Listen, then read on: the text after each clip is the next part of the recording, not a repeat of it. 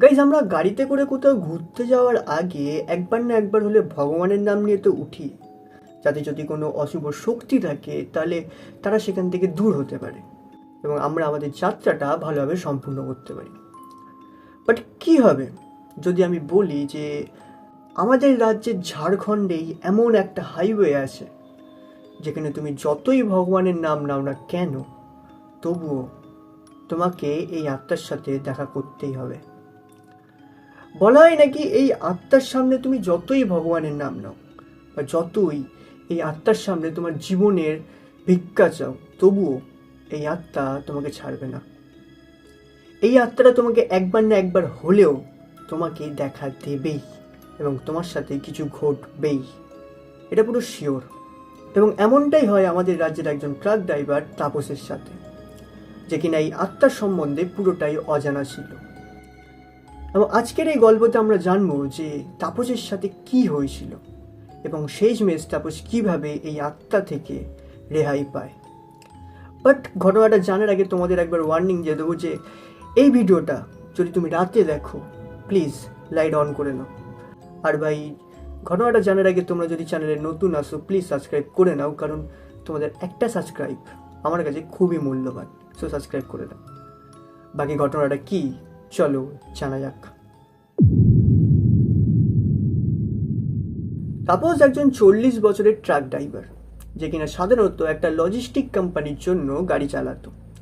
সে ভারতের কম বেশি প্রায় সবকটা হাইওয়েতেই গাড়ি চালিয়েছে, বাট এই ঝাড়খণ্ডের এই একটা মাত্র হাইওয়ে আছে, ন্যাশনাল হাইওয়ে 43, যার উপর সে কোনোদিন গাড়ি চালায়নি। কিন্তু সে এটা শুনেছিল যে এই হাইওয়েতে প্রায় 200-র বেশি লোক মৃত্যু হয়েছে, অ্যাক্সিডেন্ট ঘটেছে এবং হাজারেরও উপরে লোক আহত হয়ে বাড়িতে ফিরেছে, অনলি বিকজ এই একটা এন্টিটির জন্য। তাপস এটা তো জানতো যে এখানে কিছু তো আছে, কিন্তু সে এটা জানতো না যে তার সাথেই কিছু একটা মর্মান্তিক ঘটতে চলেছে। এখন একবারের কথা, যখন তাপস জামশেদপুর থেকে রাঁচিতে কিছু মাল দিয়ে আসার জন্য যাচ্ছিল। সে সাধারণত কলকাতার, জয়পুর, রাজস্থান এইসব জায়গায় গাড়ি চালাতো এবং এই হাইওয়েতে সে প্রথমবার উঠতে চলেছিল। এবং প্রত্যেক ট্রাক ড্রাইভারের যেমন একটা নর্মাল মেন্টালিটি হয় যে সে মালটা নিয়ে যাবে এবং যেখানে ফেলার সেখানে ফেলে দিয়ে আবার গাড়ি নিয়ে বাড়ি চলে আসবে, যেটা হয়, সেই মেন্টালিটি নিয়েই আসলে সে গেছিল। কিন্তু সে যে জানতো না যে সেই যে রাস্তা দিয়ে যেতে চলেছে তার সামনেই কেউ তার জন্য অপেক্ষা করছিল। তখন রাত প্রায় 1টা। সেদিন বিকেল থেকে বৃষ্টি প্রচুর জোরে নেমেছে। রাস্তায় কুয়াশার পরিমাণ যেন ধীরে ধীরে বেড়েই চলেছে এবং ঝাড়খণ্ড যেহেতু এলাকা, এখানে বন জঙ্গল, যার জন্যে এখানে কুয়াশার পরিমাণটা বেশি। এখন দিল্লি, মুম্বাইয়ের মতো জায়গা হলে যেখানে জনবসতি বেশি, সেখানে এতটা কুয়াশা হয় না, বাট এখানে কুয়াশার পরিমাণটা একটু বেশিই ছিল। অর্থাৎ এখানে যে কোনো সময় একটা অ্যাক্সিডেন্ট ঘটতেই পারে, যার জন্য তাপসের একটু ভয় লাগছিল। তো সে কী করে যে তার গাড়িটাকে যতটা সম্ভব আস্তে চালানোর সে আস্তে চালায় এবং কন্টিনিউয়াসলি সে হর্ন মেরে যাচ্ছিল, যাতে যদি কেউ সামনে কোনো গাড়ি থাকে তাহলে কেউ বুঝতে অ্যাটলিস্ট পারে যে তার পিছনে কেউ গাড়ি আছে। বাট এতক্ষণ গাড়ি চালানোর পর তাপস একটা জিনিস নোটিস করে যে এতক্ষণ ধরে সে হর্ন মেরে চলেছে, বাট এই রাস্তায় একটা গাড়ি তো দূরের কথা, একটা মানুষ পর্যন্ত এখানে ছিল না। লাইক তোমরা জানো যে যেসব বড় বড় গাড়িগুলো হয়, যে মালগাড়িগুলো, সেগুলো সাধারণত রাতের বেলায় হাইওয়েতে চলে, কারণ সকালবেলা বেশিরভাগ জায়গায় নো এন্ট্রি পড়ে থাকে। বাট এখন এই সময় এই হাইওয়েতে একজনও কেউ ছিল না। রাকেশের এইটা ভেবে ভয় লাগছিল যে সে এই পুরো হাইওয়েতে পুরো একা, অর্থাৎ যদি কোনো অ্যাক্সিডেন্ট হয় তাহলে তাকে বাঁচানোর কেউ ছিল না। এই সময় সে তার ম্যাপের দিকে দেখে, সে ছিল এখন ঝাড়খণ্ডের থাম্মুর এলাকায়, যেখান থেকে তার যেতে হতো বান্দুরের দিকে। অর্থাৎ তার রাস্তাটা আর বেশি ছিল না। কিন্তু এদিকে রাত প্রচণ্ড হয়ে গেছে, এদিকে তাপসের ঘুমও পাচ্ছে, প্লাস এদিকে এতক্ষণ ধরে বৃষ্টি হচ্ছে, প্লাস কুয়াশা। মানে এমন একটা পরিস্থিতি ছিল যে রাকেশের যদি স্টিয়ারিং থেকে 1 সেকেন্ডের জন্য ফোকাস হটে তাহলে দুর্ঘটনা পুরো নিশ্চিত। এবং হয়তো এই জন্যেই তার সাথেও দুর্ঘটনাটা ঘটে।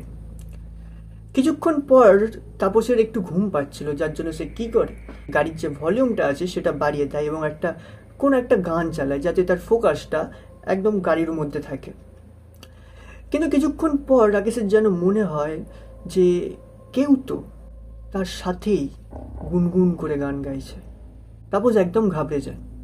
সে গানের ভলিউমটা আস্তে করে দেয় এবং যখনই সে গাড়ির সামনের দিকে তাকায়, হুট করে কোথা থেকে একটা মহিলা তার গাড়ির সামনে চলে আসে। তাপস কিছু করবেই তার আগেই তার গাড়ি সেই মহিলাটাকে পিষে দিয়ে চলে যায়। রাকেশের এই সময় পুরো বুকে জল শুকিয়ে পড়ে। তার মনে হয় যে এটা কিভাবে হলো, মহিলাটা হুট করে এখন কিভাবে এলো, এবং এত বছর ধরে আমি গাড়ি চালাচ্ছি, আজ পর্যন্ত হয়নি, আজকে হুট করে কোথা থেকে এমন হলো। এবং তাপস এটাও ভাবে যে এখন যেহেতু অ্যাক্সিডেন্ট হয়ে গেছে তাহলে আমার পালিয়ে তো লাভ নেই, I have to accept it.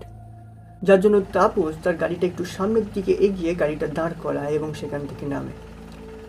Tapas যখনই এক পা তার মাটিতে ফেলে অর্থাৎ রাস্তায় ফেলে, তখন সে বুঝতে পারে রাস্তাটা পুরো ঠান্ডা হয়ে গেছে।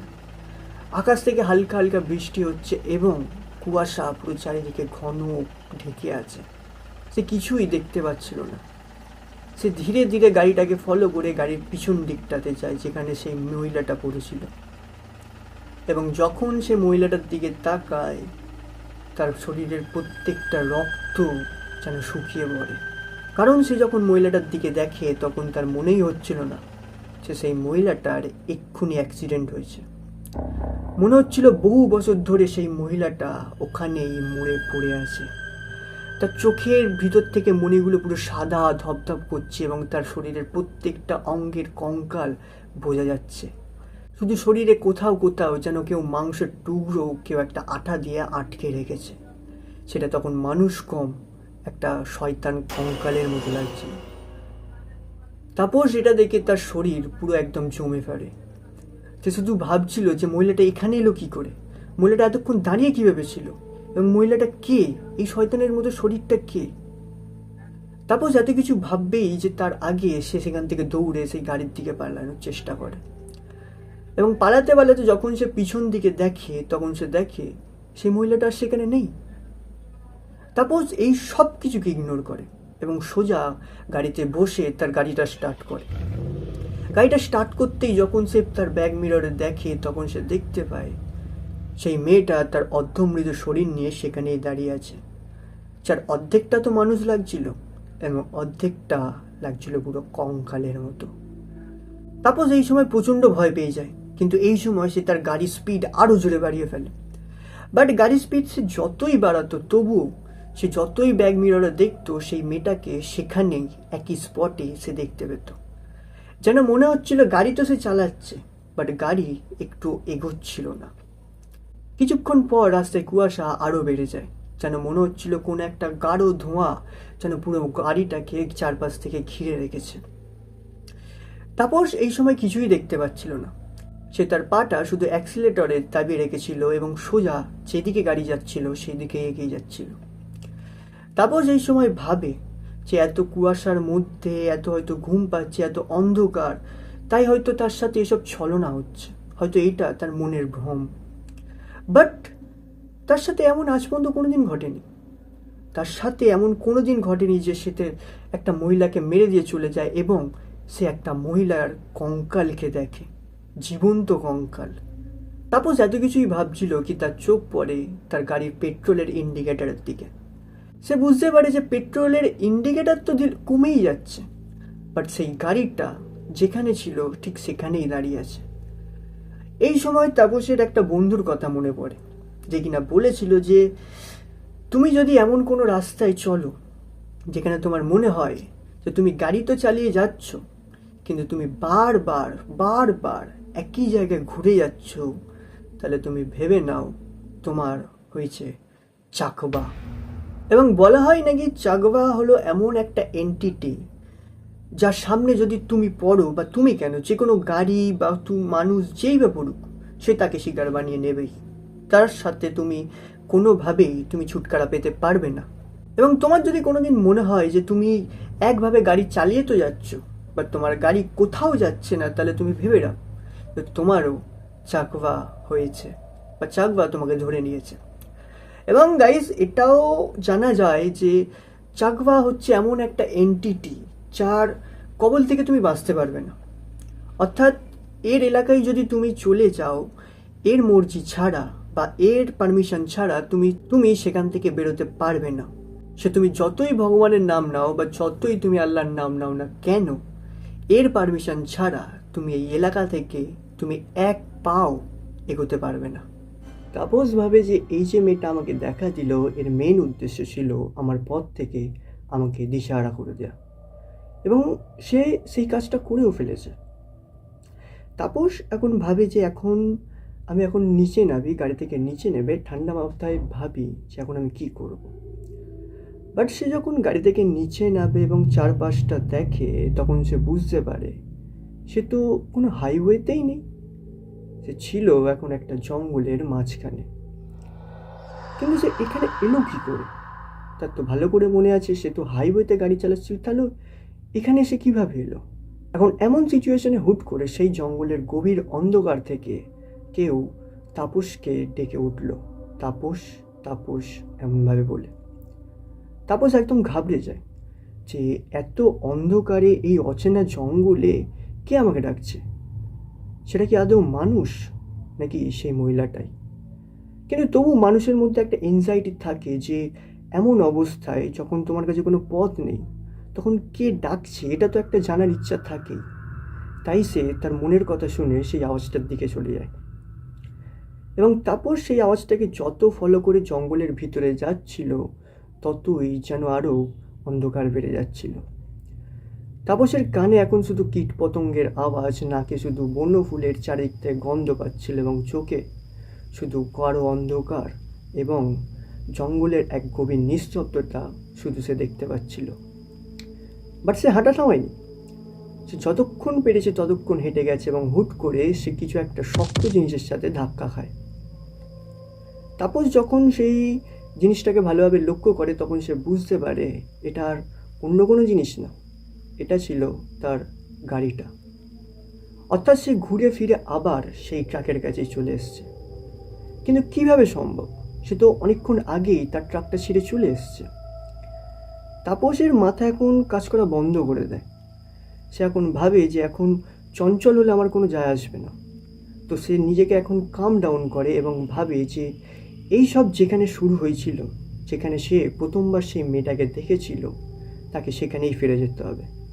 হয়তো সেখানে গেলেই সে এখান থেকে বেরোতে পারবে। যার জন্য তাপস কী করে, তার গাড়িতে বসে তার গাড়িটা স্টার্ট দেয়।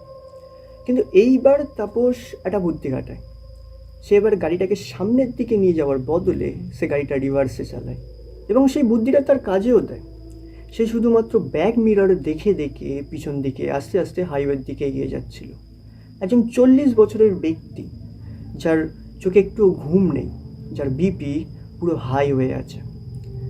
কিন্তু তার মাথায় এইসব টেনশন যাচ্ছিল না। সে এখন ভাবছিল যে সেই মায়াবী জাল থেকে কিভাবে বেরোবে। যার জন্যে সে যখন হাইওয়েতে আসে ব্যাক মিরর দেখতে দেখতে, এবং সেই জায়গাতে পৌঁছে যায় যেখানে সে প্রথমবার সেই মেয়েটাকে দেখেছিল, তখন সে দেখে সেই ব্যাক মিররে যে দুটো হেডলাইট চলছে, অর্থাৎ সেখানে একটা গাড়ি দাঁড়িয়ে আছে। তারপর গাড়িটা একটু পিছনে নিয়ে যায় এবং সে দেখে সেই গাড়ির নিচে একটা লোক দাঁড়িয়ে আছে, এবং সে কিছু তো একটা খুঁজছে। তারপর ব্যাপারটা বুঝতে পারে। সে সঙ্গে সঙ্গে গাড়ি দাঁড় করিয়ে সেই লোকটার কাছে যায় এবং তাকে জিজ্ঞাসা করে, ভাই সাহেব, আপনি কি কিছু খোঁজার চেষ্টা করছেন? সে বলে হ্যাঁ। তাপস উত্তরে বলে, আপনি কি কোনো মেয়েকে খোঁজার চেষ্টা করছেন, যাকে আপনি এক্ষুনি গাড়িতে পিষে দিয়ে চলে গেছেন? লোকটা একদম অবাক হয়ে যায় এবং বলে, হ্যাঁ, হুট করে সেই মেয়েটা কোথা থেকে আমার গাড়ির সামনে চলে এসছে এবং আমি সেই মেয়েটাকে পিষে দিয়ে চলে গেছি। তাপস বলে, ভাই সাহেব, ওটা কোনো মানুষ ছিল না, ওটা ছিল একটা আত্মা, যে কিনা তোমার পথ থেকে তোমাকে দিশাহারা করে দেওয়ার চেষ্টা করছিল, এবং সে তোমাকে করেও দিয়েছে এবং আমাকেও করে দিয়েছে, এবং এই মায়াবী জাল থেকে আমিও বেরোতে পারছি না। তখন সেই লোকটা তাপসকে বলে যে আমি আগে শুনেছিলাম যে এই রাস্তায়, এই হাইওয়েতে এমন কিছু ঘটে, এমন কোনো এক মহিলার আত্মা আছে যে কিনা এইসব ট্রাক ড্রাইভারদের পথ থেকে তাদের দিশাহারা করে দেয়। সেই লোকটা বলে যে আমি শুনে তো বহুত ছিলাম, কিন্তু জীবনে প্রথমবার আমার সাথে এমন কিছুটা ঘটে। সেই লোকটা তাপসকে এটাও বলে যে এই যে আত্মাটা আছে, এই আত্মাটা নাকি তোমাকে ঘন্টার পর ঘন্টা, দিনের পর দিন, বছরের পর বছর তাকে তোমার মায়াবী জালে ফাঁসিয়ে রাখতে পারে, এবং যতক্ষণ না তার ইচ্ছা হবে ততক্ষণ পর্যন্ত তুমি এর থেকে বেরোতে পারবে না। তাপস বলে আমি সব তো বুঝতে পারছি, কিন্তু এখন আমরা করবোটা কি, আমরা এর থেকে বেরোবোটা কী করে? তখন সেই লোকটা তার উত্তরে বলে যে আমি এটা জানি না, কিন্তু আমি নাকি শুনেছি যে এইসব আত্মা থেকে পিছু ছড়ানো যায় না, কিন্তু বলে নাকি এদেরকে কিছু অফারিংস দিলে, কিছু অফারিংস সমর্পণ করলে তবে হয়তো নাকি এরা তাদের কাছ থেকে তুমি পিছু হাঁটতে পারবে। কিন্তু এটা কতটা সত্যি আমি জানি না। এবং সে চিন্তা করে এটা ভাবে যে সে আজকে যে মালটা দিয়ে আসছিল, অর্থাৎ রাঁচিতে দিয়ে আসছিল, সেটা ছিল একটা মাংসর, অর্থাৎ তার গাড়ির ট্রাকের পিছনে শুধু ছিল মাংস, বিভিন্ন পশু পাখির মাংস যেগুলো হয়। তো তাপস কী করে, পিছনে যায়, গিয়ে তার ডিগিটা খুলে কিছু মাংসর টুকরো নিয়ে সেই যে রাস্তা ছিল তার রাস্তার পাশে কিছুটা রেখে দেয়, এবং তারপর তারা দুজন গাড়িতে বসে গাড়ি স্টার্ট দেয়। গাড়ি স্টার্ট দেওয়ার পর তারা যখন সামনের দিকে এগিয়ে যাচ্ছিল, তার সামনে একটা ব্যাগ ছিল। তাপসের শুধু এটাই ভয় হচ্ছিল যে এই ব্যাগটার পরে যখনই আমি ডান দিক বা বাঁ দিক যাবো, যদি আমি আবার সেই জায়গাতে ফিরে আসি। কারণ এইসব চাকওয়া যেগুলো হয় এরমই হয় যে তুমি একটা মোড় থেকে ডান দিক বা বাম দিকে নেবে, আবার তুমি দেখবে তুমি সেই মোড়েই আবার ফিরে এসছো, অর্থাৎ একটা এন্ডলেস সাইকেল টাইপের হয়ে যায়। এরা ভয়ে ভয়ে মোড়টা পার করে, এবং মোড়টা পার করার পর কিছুটা দূরে তারা দেখতে পায় রাস্তার ধারে একটা ছোট্ট মন্দির আছে, এবং তার সামনে একটা পূজারি বসে আছে। তারা মন্দিরের সামনে গিয়ে সঙ্গে সঙ্গে তারা দুজন তাদের গাড়িটা স্টপ করে, এবং সঙ্গে সঙ্গে সেখান থেকে নেমে দৌড়ে মন্দিরের কাছে চলে যায়। মন্দিরে যখন পুরোহিতের কাছে তারা যায়, পুরোহিত সব বুঝতে পারে। পুরোহিত তাদেরকে জিজ্ঞাসাও করে যে কী গো, তোমরা কি সেই মেয়েটাকে দেখেছো? তারা কোনো কথা বলে না, তারা শুধু মাথাটা নাড়িয়ে দেয়। তখন সেই পুরোহিত তাদেরকে বলে যে আজ থেকে প্রায় বহু বছর আগে এই হাইওয়ের পাশে একটা মেয়ে মারা যায়, যার অ্যাক্সিডেন্টে মৃত্যু হয়েছিল, এবং তারপর থেকে যে সকল গাড়ি তার সেই রাস্তা দিয়ে পাস করে সেই সব গাড়িকে এই মেয়েটা দিশাহারা করে দেয়, যার ফলে যে সকল ট্রাক ড্রাইভাররা ছিল তারা সবাই মিলে এই মোড়ের পরে এই মন্দিরটা করে, যেটা ছিল একটা হনুমানজির মন্দির এবং একটা বনদেবীর মন্দির। এবং পুরোহিত তাকে এটাও বলে যে এই ব্যাকের পর বা এই মন্দিরের পর থেকে এই আত্মা তোমাদেরকে আর পিছু করবে না, তোমরা চিন্তা করবে না, এরপর থেকে তোমরা পুরো নিরাপদে চলে যেতে পারো। এইসব শোনার পর তাপস একটা জিনিস ভালোভাবে বুঝতে পারে যে এই যে আত্মাটা বা আজকে যে ইনসিডেন্টটা তার সাথে হয়েছে, সে শুধু একা ফিল করেনি, তার পিছনে যে ট্রাক ড্রাইভার আছে এবং তার সাথে সাথে যেসব লক্ষ লক্ষ ড্রাইভাররা, লক্ষ লক্ষ প্যাসেঞ্জাররা যারা এই হাইওয়ে থেকে গেছে বা ক্রস করেছে, তারা সবাই এমনই হয়তো কিছু ফিল করেছে।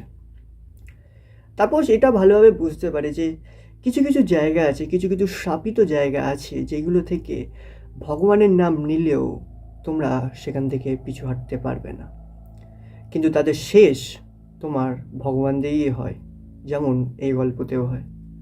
সো গাইজ, আই হোপ তোমাদের গল্পটা ভালো লেগেছে। যদি লেগে থাকে লাইক, শেয়ার, সাবস্ক্রাইব করে দাও। সো আজকের জন্য এতটাই, টাটা, বাই বাই।